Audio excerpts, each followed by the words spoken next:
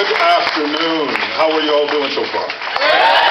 This is pretty spectacular because, what I normally do is work from a script, as I am going to do today, by the way. But I get to follow these politicians, the people who represent us here in the legislature, and I got to say, I'm feeling like I'm in the ring with Rocky right now. They just knocked it out of the park. Just before I came up here, I have to tell you this. Daniel Stern said to me, as a result of listening, as I was backstage saying, oh my God, we got to follow these guys? Daniel Stern said, make it sing. I said, thank you for the acting, coach. Anyway, I am Carl Weathers. I'm so happy to be here. I've worked as a director and as an actor in the motion pictures business for over 40 years now. And of course, I've been on the soundstage or on location in California with many of you. Like so many of others of you here today, I took the risk and chose to pursue what I love, which is making my livelihood here in California, starting in 1971, because it was indeed the golden land of motion picture production at that time. I've been very fortunate to work day in and day out at something that I love. But sadly, it's no longer possible to pursue that, to work in this state. That's a reality made all the more cruel because for almost 100 years, California was the Mecca, the land of dreams and dollars and jobs for the motion picture production. Now, most of us who work in filmmaking love not just what we create, we also love how we create it. While a director may have a singular vision, the reality is that directing is not a solitary endeavor. I mean, we all are aware of that. On a set, we're surrounded by the director's team and hundreds of other talented individuals. A motion picture is really the sum of the craft, the skills, the years of know-how, and the commitment of all those people, all of you, all of us.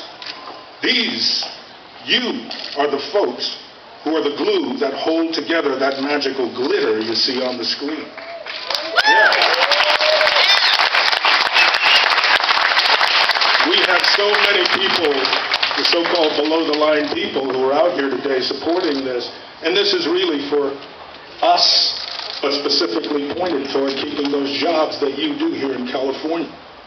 You work long, and you work long and hard hours. You know and respect each other. And you become a family. We all become a family. And like a family, you know about people's joys and also about their defeats. That's why the situation here in California is so disheartening. And also, it really makes me displeased. The many talented and unusually unheralded men and women who are the craftspeople, the technicians, the assistant and associate directors, UPMs, performers, drivers, location managers, and many more whose names fly by on the credits are being unglued as production has drained so completely out of this state. I've had good fortune. I've worked in Mexico, Scotland, Canada, Europe, Australia, UK, Georgia, Florida, Texas, Washington, Oregon, South Carolina, Pennsylvania, Bermuda, the Bahamas. I can go anywhere. As a director, as an actor, give me a ticket, put me up in a hotel, I can go there and work. But the rest of my filmmaking family can't. In fact, in many states and countries, their incentive specifically stipulates that to qualify, you must only hire local below-the-line workers.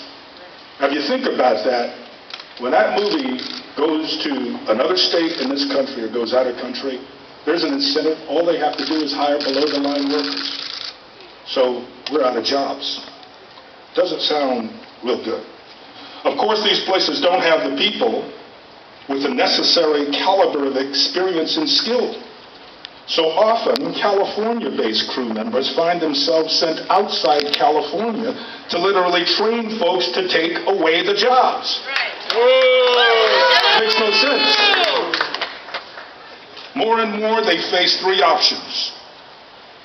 We face three options. No work, moving away from their families for months, even years at a time, or permanently leaving California and the work they love here. These aren't really easy choices. These are bad decisions that are forced upon highly qualified California citizens.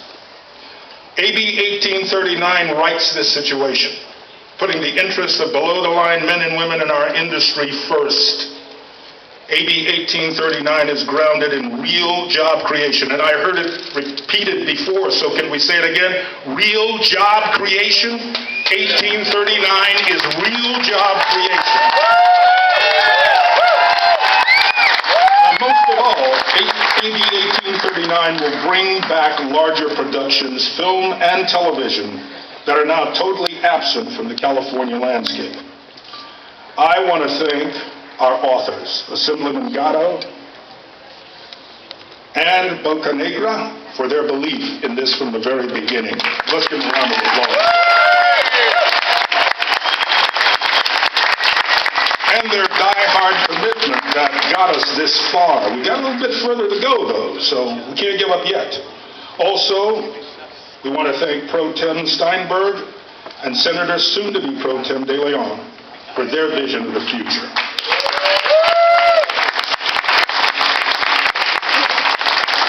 And of course, today, we wanted to show a little of the movie magic, but most of all, we wanted to show you the real faces behind motion pictures. Those people out there, when you went through the tent and the makeup and the camera is set up and the operator is there and the lights are there and all that sort of stuff is there, 1839 is for them. So thank you.